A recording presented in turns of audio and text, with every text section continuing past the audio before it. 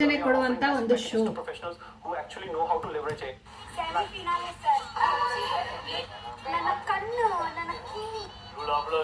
ಕೇಳ್ತಾ ಇದ್ರೆ ಯಾರ ವಾಯ್ಸ್ ಇದು? ನಮ್ಮ ಸೆಟಪ್ ನೋಡಿ.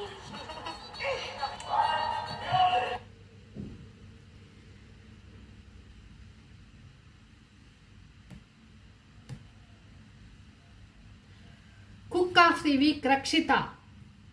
ಕ್ವಾಟ್ಲೆ ಕಿಚನ್ ಸೆಮಿಫಿನಾಲೆಯಲ್ಲಿ ಫೈನಲಿಸ್ಟ್ ಆಗಿ ಸೆಲೆಕ್ಟ್ ಆಗಿರೋ ರಕ್ಷಿತಾ. ಈ ವಾಯ್ಸನ್ನು ಯಾವಾಗ ಕೇಳಿದೀವಿ ನಾವು? ಬಿಗ್ ಬಾಸ್ ಅಲ್ಲಿ ಕೇಳಿದೀವಿ. ಹಾಗೆ ಇವಾಗ ಕ್ವಾಟ್ಲೆ ಕಿಚನ್ ಫೈನಲಿಸ್ಟ್ ಆಗಿ ಕೂಡ ರಕ್ಷಿತಾ ಶೆಟ್ಟಿ ಅವರು ಸೆಲೆಕ್ಟ್ ಆಗಿದ್ದಾರೆ. ಕಂಗ್ರ್ಯಾಚುಲೇಷನ್ ರಕ್ಷಿತಾ ಅವರೇ.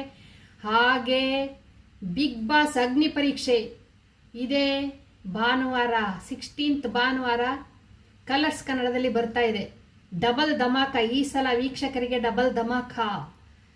ಏನಪ್ಪ ಈ ಅಗ್ನಿ ಪರೀಕ್ಷೆ ಅಂತ ಈಗಾಗಲೇ ಕೆಲವು ವಿಡಿಯೋಗಳಲ್ಲಿ ಎಕ್ಸ್ಪ್ಲೈನ್ ಮಾಡಿದ್ದೀನಿ. ಹಾಗೆ ನೀವು ನೋಡ್ತಾ ಇರ್ತೀರಿ ಸೋಷಿಯಲ್ ಮೀಡಿಯಾದಲ್ಲಿ. ನಾನು ಕೂಡ ಸೋಷಿಯಲ್ ಮೀಡಿಯಾದಲ್ಲಿ ನೋಡೇನೆ ನಿಮ್ಮ ಜೊತೆ ಮಾತಾಡ್ತಾ ಇರೋದು.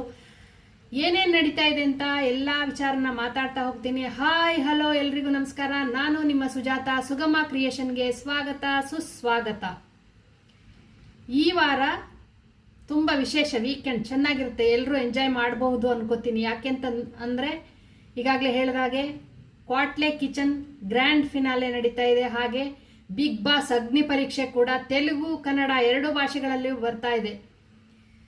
ವಿಶೇಷವಾಗಿ 1,00,000 ಜನರ ಅಪ್ಲಿಕೇಶನಲ್ಲಿ 60 ಜನರನ್ನ ಮಾತ್ರ ಸೆಲೆಕ್ಟ್ ಮಾಡಿ ಅಗ್ನಿ ಪರೀಕ್ಷೆಯಲ್ಲಿ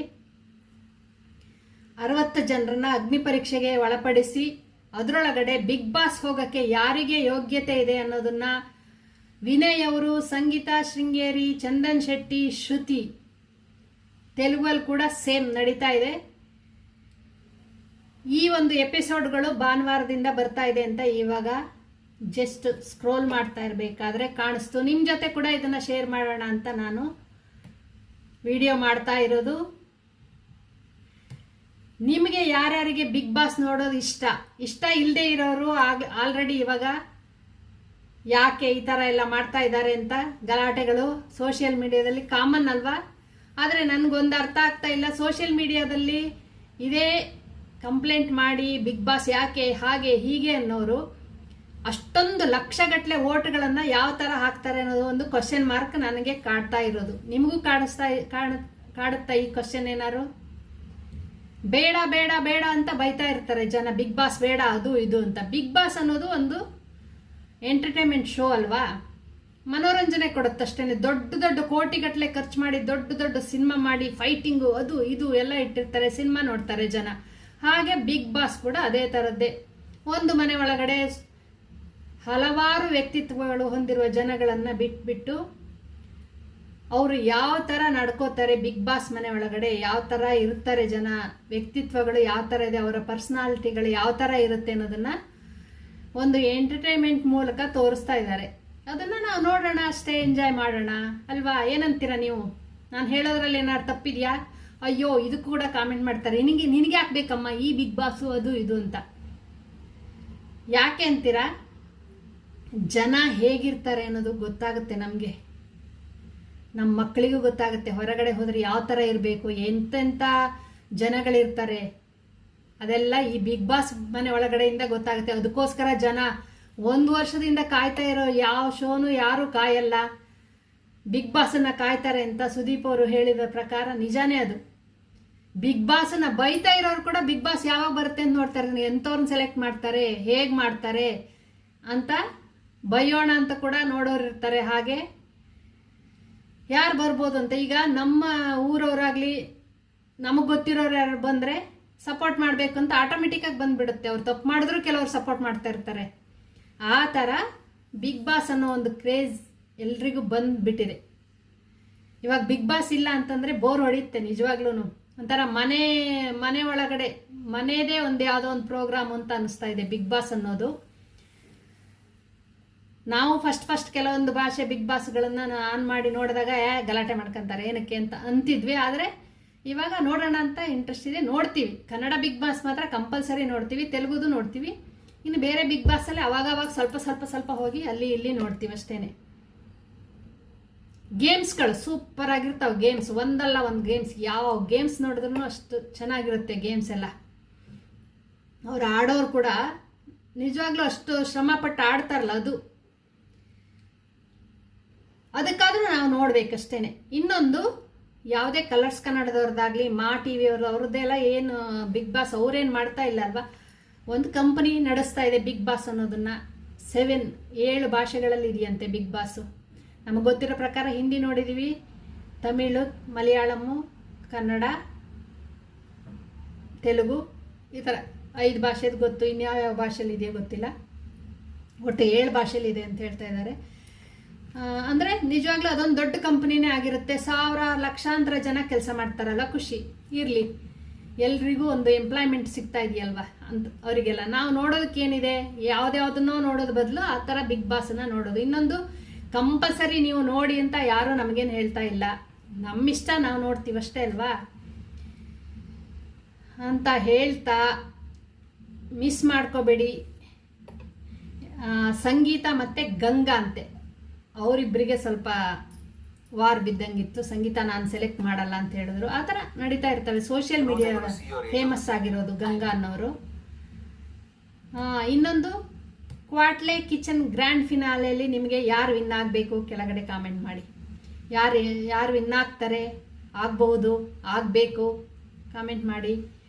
ಹಾಗೆ ಬಿಗ್ ಬಾಸಲ್ಲಿ ನಿಮಗೆ ಗೊತ್ತಿರೋರು ಯಾರು ಸೆಲೆಕ್ಟ್ ಆಗ್ತಾ ಇದ್ದಾರಾ, ಏನು ಕತೆ ಅಂತ ಕೂಡ ಕಾಮೆಂಟ್ ಮಾಡಿ. ರಕ್ಷಿತಾ ಶೆಟ್ಟಿ, ಸೂರಜ್, ಯಾರ್ಯಾರು ಫೈನಲಿಗೆ ಇವಾಗ ಬಂದಿರೋದು ರಕ್ಷಿತಾ ಶೆಟ್ಟಿ. ಇನ್ಯಾರ್ಯಾರು ಬಂದಿದ್ದಾರೆ ಗೊತ್ತಿಲ್ಲ. ಯಾರಾದರೂ ವಿನ್ ಆಗಲಿ, ಎಲ್ಲರೂ ಕಷ್ಟಪಟ್ಟಿರ್ತಾರೆ. ಅದೇನು ಈಸಿಯಾಗಿ ಆ ಒಂದು ಪ್ಲೇಸಿಗೆ ಹೋಗೋಕ್ಕಾಗಲ್ಲ ಅಲ್ವಾ. ಯಾರು ಗೆದ್ರೂ ಖುಷಿನೇ. ಆದರೆ ನಮ್ಗೆ ಗೊತ್ತಿರೋರು, ನಾವು ಸ್ವಲ್ಪ ಸಪೋರ್ಟ್ ಮಾಡೋರು ಗೆದ್ರೆ ಇನ್ನೂ ಖುಷಿ ಅಂತ ಹೇಳ್ತಾ ಈ ಒಂದು ವಿಡಿಯೋನ ಮುಗಿಸ್ತಾ ಇದ್ದೀನಿ. ಮತ್ತೆ ಸಿಗೋಣ ಇದೇ ಭಾನುವಾರ ಬರೋ ಕ್ವಾಟ್ಲೆ ಕಿಚನ್ ಹಾಗೆ ಬಿಗ್ ಬಾಸ್ ಅಗ್ನಿ ಪರೀಕ್ಷೆ ಎರಡನ್ನ ನೋಡಿ ಎಂಜಾಯ್ ಮಾಡಿ ಅಂತ ಹೇಳ್ತಾ, ಇನ್ನೊಂದು ವಿಚಾರ ಹೇಳ್ತೀನಿ. ರಕ್ಷಿತಾ ಶೆಟ್ಟಿ ಮಾಡಿರೋದು ವೆರೈಟಿ ಐಟಮ್. ಆದರೆ ನಮಗೆ, ನಾವು ವೆಜಿಟೇರಿಯನ್ ಆಗಿರೋದ್ರಿಂದ ನಾನು ಆ ಎಪಿಸೋಡ್ ನೋಡೋಕ್ಕೆ ಹೋಗಿಲ್ಲ. ಬಟ್ ನಾನ್ ವೆಜ್ಜಲ್ಲೂ ಫಿಶ್, ಬರೀ ಸೀ ಫುಡ್ ಮಾಡೇ ಕ್ವಾಟ್ಲೆ ಕಿಚನ್ ಫೈನಲ್ ಸ್ಟೇಜರಿಗೆ ಬಂದಿರೋದು ಒಂಥರ ಖುಷಿ ಕೊಡ್ತಾ ಇದೆ. ಯಾವಾಗ ನೋಡಲಿ ಮೀನು. ಫೈನಲ್ ಮೊನ್ನೆ ಯಾವುದೋ ಕೂಡ ಅದೇ ಯಾವುದೋ ಸ್ಪೆಷಲ್ ಆಗಿ ತಂದು, ಅದನ್ನ ನನಗೆ ಒಂದು ಖುಷಿಯಾಗಿರೋದೇನೆಂದರೆ, ಮಾರ್ಕೆಟಿಗೆ ಹೋಗಿ ಬೆಳಗ್ಗೆ ಮುಂಚೆ ಅಲ್ಲಿ ಯಾವುದೋ ಉಡುಪಿ ಹತ್ರ ಯಾವುದೋ ಮಾರ್ಕೆಟಿಗೆ ಹೋಗಿ ಆ ಮೀನನ್ನ ಹುಡುಕಿ ತಂದು ಕ್ವಾಟ್ಲೆ ಕಿಚನಲ್ಲಿ ಮಾಡಿದ್ದಾರೆ ಅಂದರೆ ಅದೊಂದು ಶ್ರಮನೇ ಅಲ್ವಾ. ಈಸಿಯಾಗಿ ಮಾಡೋಕ್ಕಾಗಲ್ಲ ಅಲ್ವಾ. ಅದೆಲ್ಲ ಯಾವುದೋ ಇದ್ದಿದ್ದು ಮನೇಲಿ ಇದ್ದಿದ್ದು ಮಾಡೋಣ ಅನ್ನೋದು ಬೇರೆ ಇರುತ್ತೆ. ಆ ಥರ ಒಂದು ವೆರೈಟಿ ಐಟಮನ್ನು ಥಿಂಕ್ ಮಾಡಿ ಮಾಡೋದು ಗ್ರೇಟ್ ಅಲ್ವಾ. ನೋಡೋಣ ಯಾರು ವಿನ್ ಆಗ್ತಾರೆ, ಏನು ಕತೆ ಅಂತ. ಸ್ಪಾರ್ಕ್ ಅಂತೆ ಅದ್ರ ಹೆಸರು, ಸ್ಪಾರ್ಕ್. ನಮಗೆ ಗೊತ್ತಿಲ್ಲ ಅದ್ರ ಬಗ್ಗೆ ಎಲ್ಲ. ನಾನು ಹೀಗೆ ಸೋಷಿಯಲ್ ಮೀಡಿಯಾ, ಇನ್ನೊಂದು ಈ ಬಿಗ್ ಬಾಸ್ ಬಗ್ಗೆ ಇದೆಲ್ಲ ಮಾತಾಡೋದು ಕೇವಲ ನಾನು ಅಷ್ಟೇ, ನನ್ನ ಮನಸ್ಸಿಗೆ ಅನಿಸಿರೋದನ್ನು ನಾನು ನಿಮ್ಮ ಜೊತೆ ಶೇರ್ ಮಾಡ್ತಿದ್ದೀನಿ ಅಷ್ಟೇ. ಇದಕ್ಕೂ ನನಗೂ ಯಾವುದೇ ಸಂಬಂಧಗಳಿಲ್ಲ. ಬಟ್ ಮಾತಾಡೋಣ ಅಷ್ಟೇ. ನೀವು ಶೇರ್ ಮಾಡಿ ನಿಮ್ಮ ಅನಿಸಿಕೆನ, ನಾನು ನಿಮ್ಮ ಜೊತೆ ಶೇರ್ ಮಾಡ್ತೀನಿ. ಇನ್ನೂ ರಕ್ಷಿತಾಗೆ ಒಳ್ಳೊಳ್ಳೆ ಅವಕಾಶಗಳು ಬರಲಿ ಅಲ್ವಾ. ರಕ್ಷಿತಾ ಫ್ಯಾನ್ಸ್ ಯಾರ್ಯಾರಿದ್ದಾರೆ, ಈ ವಿಡಿಯೋನ ಏನಾದ್ರು ನೀವು ನೋಡಿದ್ರೆ ಅದಕ್ಕೋಸ್ಕರ ಆಗ್ತಾ ಇದ್ದೀನಿ.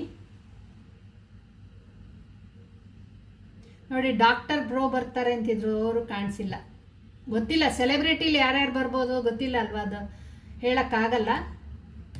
ಈ ಕಾಮನ್ ಪೀಪಲ್ ಮಾತ್ರ ಯಾರು ಸೆಲೆಕ್ಟ್ ಆಗಿದ್ದನ್ನ ತೋರಿಸಿಲ್ಲ. ಕೇವಲ ಫೈಟಿಂಗ್ ನಡೆಯೋದು ಮಾತ್ರ ತೋರಿಸಿದ್ದಾರೆ ಅಷ್ಟೇನೆ. ಒಳ್ಳೊಳ್ಳೆ ವ್ಯಕ್ತಿತ್ವ ಇರೋರು, ಎಲ್ಲರಿಗೂ ವ್ಯಕ್ತಿತ್ವ ಚೆನ್ನಾಗಿರುತ್ತೆ. ಆ ಸಿಚುವೇಶನ್ ಆ ಥರ ಮಾಡಿಸುತ್ತಷ್ಟೇನೆ. ವ್ಯಕ್ತಿತ್ವ ಯಾರ್ದು ಚೆನ್ನಾಗಿಲ್ಲ ಅಂತ ನಾವು ಹೇಳಕ್ಕೆ ನಾವ್ಯಾರು ಅಲ್ಲ ಅಲ್ವಾ. ಆ ಸಿಚುವೇಶನ್ ಅಲ್ಲಿ ಅವ್ರಿಗೆ ಅನ್ಸಿದ್ದು ಮಾಡ್ತಾ ಇರ್ತಾರಷ್ಟೇನೆ. ಕೆಟ್ಟ ವ್ಯಕ್ತಿತ್ವಗಳು ಜಾಸ್ತಿ ಜನ ಹೊರಗಡೆ ಇರ್ತಾರೆ, ಅಂಥವ್ರು ಬರಲ್ಲ, ಬಿಗ್ ಬಾಸ್ ಮನೆಗೂ ಬರಲ್ಲ ಅವರು. ಅಂತ ಹೇಳ್ತಾ ಮುಂದಿನ ವಿಡಿಯೋದಲ್ಲಿ ಸಿಗ್ತೀನಿ. ಅಲ್ಲಿವರೆಗೂ ಟಾಟಾ, ಬಾಯ್ ಬಾಯ್.